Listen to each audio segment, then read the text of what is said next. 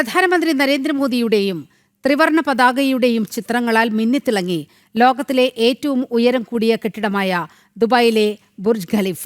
ഡൽഹിയിൽ നടക്കുന്ന AI impact ഉച്ചകോടിയിലൂടെ നിർമ്മിത ബുദ്ധി മേഖലയിൽ ഭാരതത്തിന്റെ ഉയർന്നുവരുന്ന നേതൃത്വത്തെ ലോകത്തിനു മുന്നിൽ അവതരിപ്പിക്കാൻ ലക്ഷ്യമിട്ടായിരുന്നു ബുർജ് ഖലീഫയിലെ പ്രദർശനം.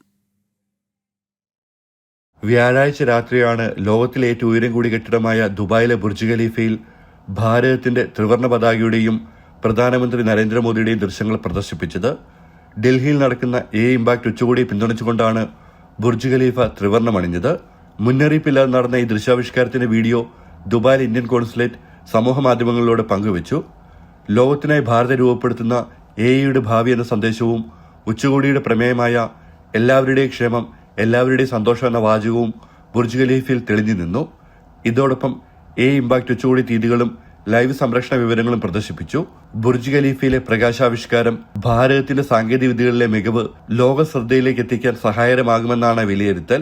AI ഇംപാക്ട് സമ്മിറ്റിൽ UAE പ്രതിനിധി സംഘത്തെ അബുദാബി കിരീടാവകാശി Sheikh Khalid bin Mohammed bin Zayed Al നഹ്യാനാണ് നയിക്കുന്നത്.